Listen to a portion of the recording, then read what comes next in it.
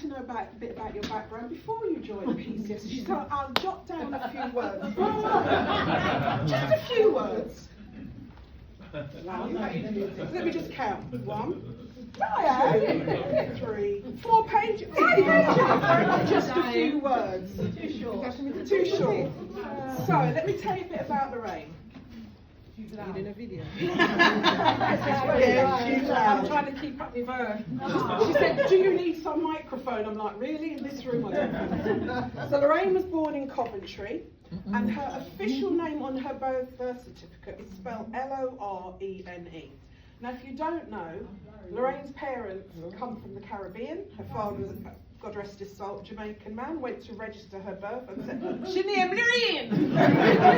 And they're like, what now? Lorraine! So instead of Lorraine, she is forever known as Lorene. So Lorraine once dreamed of being a dancer in Pan's People. I do not know why you laugh. Or the card girl on Blankety Blank. She aspired high. But one day she was in London, she's on her way home from work, and she saw this really beautiful building and thought, that looks nice. Notwithstanding the fact there was a half-naked man draped in a cloth. So she went in to have a look, and that building turned out to be Midland Bank. And she was so impressed that she wrote to the bank and said, your architecture is beautiful, I'd love a job. They invited her for an interview and gave her a job. So her boldness. She started as a junior secretary at Thomas Cook, which was owned by Midland Bank at that time, organising senior directors' travel arrangements. And it was here she learned her organisational skills. Now, if you don't know about Lorraine's organisational skills and her delegation, the team here who've been doing everything while she was glamming up will pay testament to that. Lorraine has always had a knack for delegation, and she said, hi Di, I'm having a leaving do, I need you to do X, Y and Z. Lorraine's a natural leader, often without realising it, and as she climbed the corporate ladder, she became the first black executive PA in the chairman's office of Thomas Cook. And her talents didn't go on.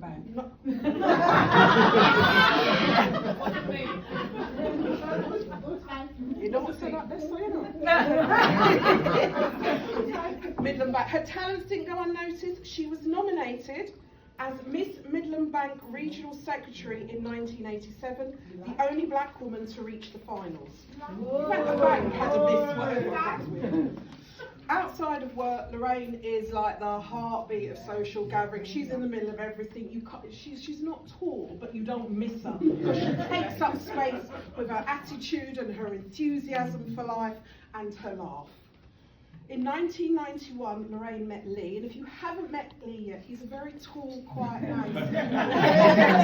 God bless you, Lee. He does most of my talking.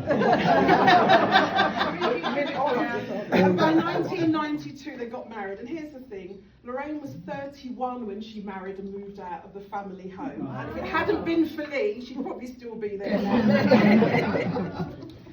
When they got married, they had over 400 people at the wedding. And what she did, she gave all 4 parents, the mother and father on both sides, a list of things they had to do and what they had to pay for. Together they built a beautiful family. Their children aren't here today, Ella, Hope and Taya. But she is supported not only by Lee today, but also his sisters Sharon and Jackie. Lorraine saw an ad in the South London Press inviting brides-to-be to compete for Bride of the Year.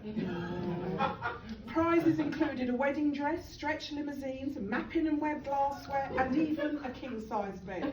Lee's very tall. Lee was sceptical and thought, there's a catch to this. And Lorraine's like, why pay for a dress when you can get it for free? She entered, she was shortlisted, and the next thing you know, she was whisked away for the competition and she won Bride of the Year 1992. 1993, they decided it was time to start a family, and Lorraine decided that banking wasn't good for motherhood, so she left and did various different jobs. She came to work in PCS by chance. So Lorraine used to work for the Ministry of Defence, and she had high-level security clearance. And she was looking around, and at that time we had a group called SOCA, Serious Organised Crime Agency. And they needed an admin person, but they needed someone who had high-level security clearance. Enter PCS into 160, Lorraine into 160 Falcon Road. Or us. And if you've ever met Lorraine, it doesn't take long to become her friend. She encloses everybody in her love, and it's so I remember talking to her one day, and at her 60th birthday party, I said, how did this happen? Because like 1 minute you come in, you're an agency worker, and the next minute she's asking me every detail of my personal life, and I'm telling her, and people I've worked with for years don't know this stuff, and I thought, how did that happen? But that's how Lorraine is, that's how she operates. I've met Lorraine's friends that she met at a bus stop because she was just chatting to people randomly, and they've become lifelong friends. That's how Lorraine does it. Lorraine has a mantra: we must learn to embrace the storms, calms of life to overcome challenges. And this mindset served her well because, as many of you will know, she was diagnosed with near stage 4 bowel cancer. And her response to the consultant was, well, sorry, but we're off to Orlando. We've booked a holiday of a lifetime, so we've just got to go. Lorraine went and had a 7-hour surgery followed by multiple treatments. But visitors that went by her to her bedside didn't come away sad and despondent. They came away uplifted because Lorraine was inspiring with her love and her positivity. She calls it putting hope back into people's lives. And despite the toll of chemotherapy, she never lost her spirit. And after 4 major operations, she triumphantly passed the 5-year cancer-free milestone last year.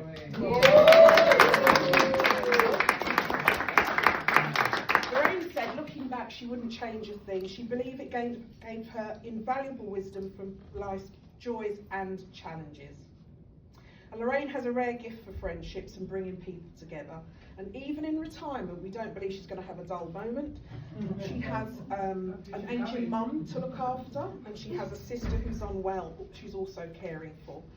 But she always has her rock. Whatever her trials and tribulations, the rock in Lorraine's life is now and has been Lee. All the things that Lorraine is able to do in her private life and work life wouldn't work if Lee was not a part of her life. Lorraine can go and organise conferences and seminars and speeches and uplifting women and doing things for people with ill health, knowing that Lee was at home, knowing that their children were taken care of, knowing that the homework was done and that he was taking excellent care, and he freed her of that stress and worry. Without someone like Lee, she wouldn't have had some of the opportunities she's been able to take part. So thank you, Lee, for always being that. So Lorraine, as you know, is always busy. Don't know what she's going to be doing. Holiday is a big part of Lorraine's life. If you haven't heard of her many travels in the last couple of years, I don't know where you've been. But she's created a group called CBC. It's a women's group where faith and non-faith women get together to embrace and harness love to appreciate each other regardless of their beliefs. And if you know Lorraine, you know she has a very strong faith. She aspires to become an inspirational speaker and has already been invited to share her story on several occasions. And she also hopes to complete her book, something we will look forward to reading one day. Now, something about Lorraine you might have known. Have you ever, when we were in the midst of the direct debit, when we had to move all our members from subs into direct debits and we were all out campaigning, one of the things Lorraine would do was get onto the bus in the morning on her way in and start talking to random strangers on the bus, handing out leaflets about the PCS campaign.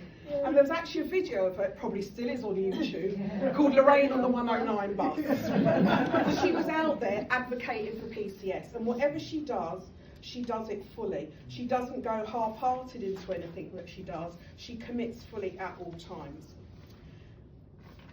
What I want to say about Lorraine, outside of the speech of a few words that she wrote for me, is that it has been an honour and a pleasure to be Lorraine's friend. She stood by my side when I've been down and struggled as a solo parent, but it's also been a joy to be by her side and be uplifted by her, because she's always smiling, she's always laughing, even in the midst of her cancer. There wasn't this, oh my God, why is it me? Well, it's not fair. She was like, no, I'm going to sort my business out, I'm going to make sure my family's taken care of, and when I beat this, I'm on a path to do bigger and better and greater things. And that's the path that Lorraine has followed.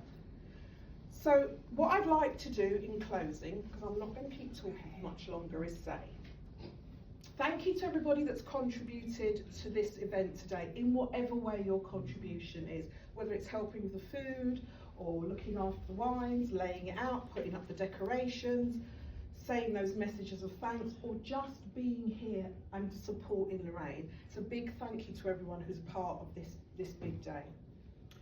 And I want to leave you with these few words. Lorraine, may you continue to laugh heartily so that your wrinkles always settle in the right place. Keep doing what you do best, bringing joy, love and inspiration to those around you.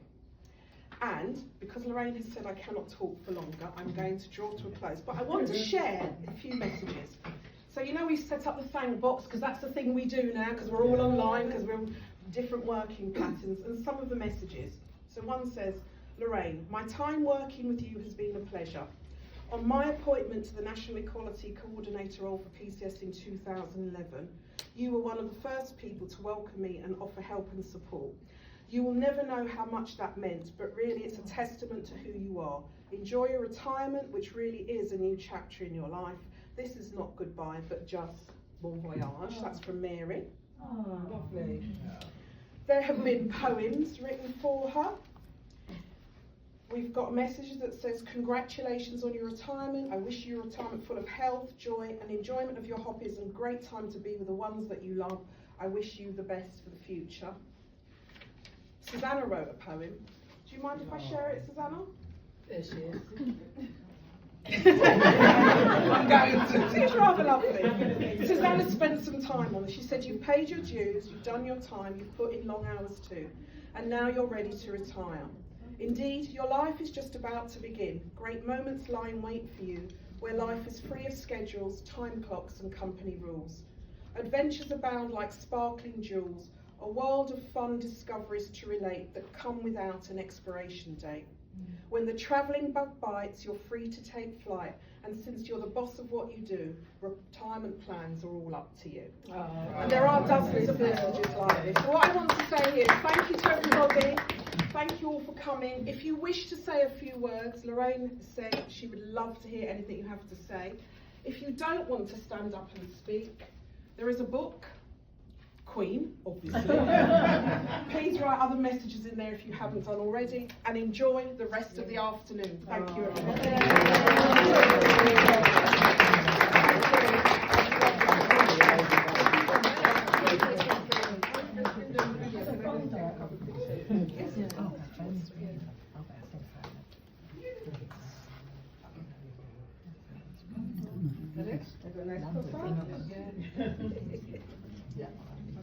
That's it. Lee, did you want to say something? No. I forgot to mention, I've got a little folder here, and just in case you think that what she was saying was quite right, but I've got all the evidence in here of when I walked away from here. So you can all organise Yeah. There's a lottery ticket in there. Yeah. Oh yeah, the one when we was in for 6 hours, yeah. So I'm in for here as well. Going to toast to Lorraine. Yeah. Yeah. Please, are you going to say something? Yes. I only got the email that I'm due to say a few words to, so I've had to scribble some notes together. I didn't realise there'd be so many people here. You said just a few from the office. Yeah. Who is just a few from the office? By the way, I'm Lee. I'm Lorraine's first husband.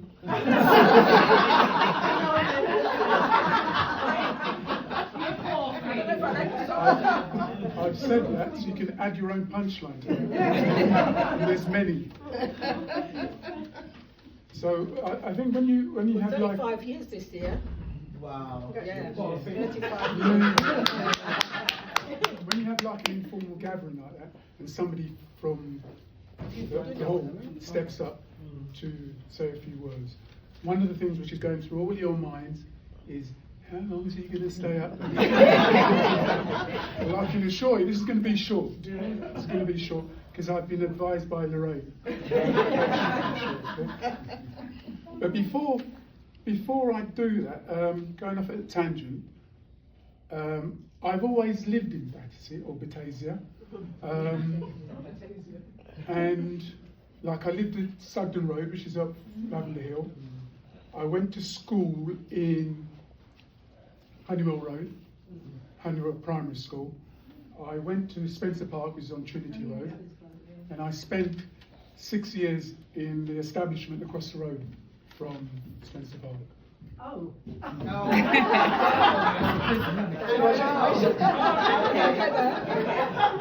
The last bit is not true. I was just going to drag Lorraine from you. I'm surprised a lot of you know that, don't you? So first of all, I need to apologise to Diane, Susanna, and Maureen. Yeah. Oh. Yeah, I need to apologise. I should have done that years ago. Because one of the things what Lorraine has worked for the last 30 years under all those managers, it's come to light that she's in her duties, although she's only worked here for 16 years, it's caused 30 years of stress for all those three ladies what I mentioned, and all of the HR department. I just want to apologise to them. Where are we going now? Bad when you can't read your own writing, Yeah. isn't Half of us, you told me to write.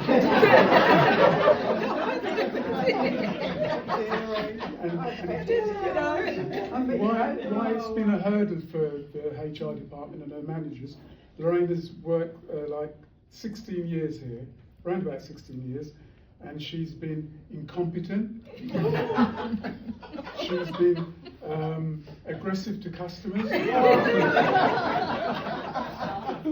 She's worn an inappropriate dress code. She has poor timekeeping. So I thank all the managers for putting up with her. Oh dear. When Lorraine applied for the early retirement, we were not scared, but apprehensive what the outcome was going to be. So Lorraine was, ecstatic, she was going to get early retirement. But my views were slightly different.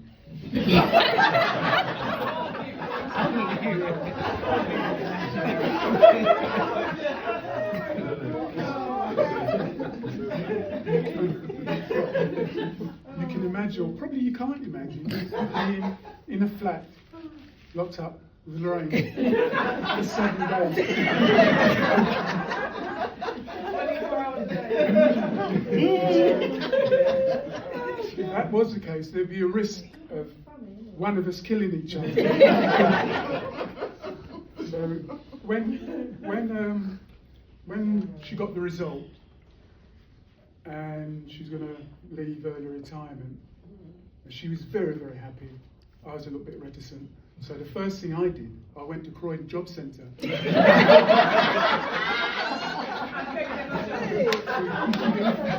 get a full-time job. Because you don't want to find stuff for you to do indoors. When I went there, they didn't have any full-time job, so they had a part-time job. So I took that. It's in Basingstoke. And I start 7:30 in the morning, and I finish 3:30 in the afternoon. The lady assures me when a full-time job comes up, she'll put my name down.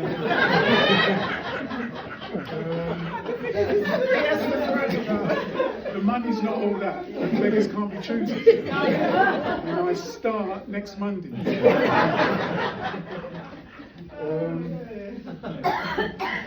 What I'm going to do now, the sequence of event is true, but the time frame within the periods of the incident are not accurate because I couldn't be bothered to work out the time frame. So it's a very compressed timeline. When Lorraine made her decision to have early retirement, it was based on a number of factors. Her elder sister, Carmen, who lived in the UK, and then she sold up and went to the Caribbean, and she took ill relatively short time, she had to come back.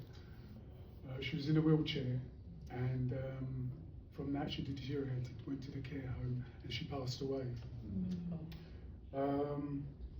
After Carmen passed away, her youngest sister, Rosie, she had a cancer scare, which she survived,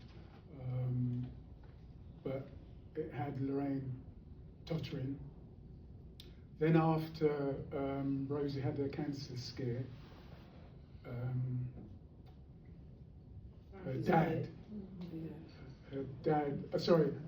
Lorraine had her major cancer issue. And while she's recovering, her dad deteriorated and he passed away.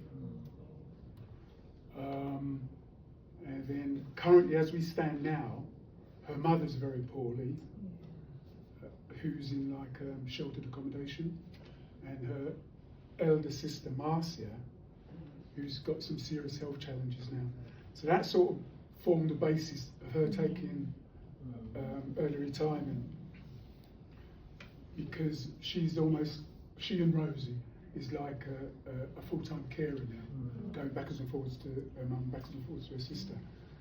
So I'm not saying Lorraine is special in any way, because lots of you guys have had what we call your personal hurricane, and even if you've not had it, somebody in your family has had a personal hurricane whereby your life just takes a side sort of not what you was expecting. So what Lorraine has gone through, I'm not saying she's special in any way, but every one of us must be able to deal with the challenges which come forward. I remember Lorraine telling me about, I may butcher his name now because I can't pronounce it properly, she was telling me a story of Mark Sawaska, whose life changed as well, you know, by, I think he had heart surgery. Yeah. So what we was trying to say, sometimes when you have these warning indicators, sometimes you have to, what would you say, you have to respond to them, even though sometimes they're just small, but they build up and accumulate, as in Lorraine's case. So I want to thank all of you for putting up with Lorraine.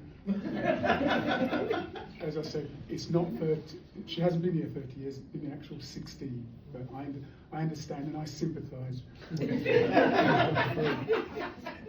It's always a good sign that PCS is a good company, because she's been helped, you know, by Maureen, Diane, and lots of other people through her challenges. So that's always a good sign that you're doing a great job. Not just for Lorraine, but in general, you know. So I thank you all for that. And she's never come home and said to me, Mr. X has been, you know, rude, upset me. She's always liked working for you guys, or with you guys. She's loved working here. And as the saying goes, a happy wife leads to a happy life, which I've endured over that time. So I'd like to end by wishing all of you good luck with your chosen path in PCS or otherwise.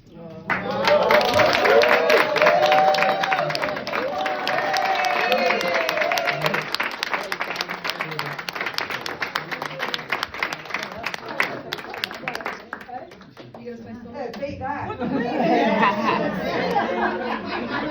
Back in 2 minutes, Charlie. A few words, so when he speaks It must be a few words, you know what she's like. No, not really. It's but yeah, so I just want to say to everyone, thank you so much, and especially to management and HR. Somebody said to me a couple of weeks ago, oh, I bet you're glad to get at that place. And I said, no, I'm not glad to get at that place. In actual fact, I've got an attitude of gratitude, because if it wasn't for this place, I wouldn't be where I am now, and I wouldn't live the life that I live. And so I appreciate the salary that I've had here. I've appreciated the flexibility that I've had here. I appreciated the times when we had the play scheme and you could bring your kids here. That's right, You know, you can park your car here. We had a canteen here. I know all those things have gone, but I appreciate also the friendships and the love and support I've had. And if I had to turn the clock back, I wouldn't work anywhere else. This has been a fantastic place to be. I've always been in corporate. I've always worked in Whitehall highfalutin offices. You know, I've even worked for Princess Anne's husband's office. And would I go back there? No. But here, it's just been so right in every way. Nothing's perfect. No. You know, we've had our challenges, haven't we? But at the end of the day, sometimes you just have to know when things are good and be grateful for it. Yeah, because outside, when you mix with people and even the members that we support, and you hear what they're going through in the workplace, then you realise how blessed we are. So every day we wake up and say thank you so much to PCS and thank you for everything that is done. So without further ado, I just want to say thank you for everyone, my little posse that came round in the last minute. They were getting texts last night, get this done, do that, do that. You know? But I always say you always have to have someone to sell the ship. You know, you need a captain to steer it, and then you get all your people around you, and everything comes together beautifully. It's come together beautifully because you have to have a head. You can't all be at the bottom, yeah? So anyway, but there's more food and drink. Just enjoy yourselves, and you know, onwards and upwards.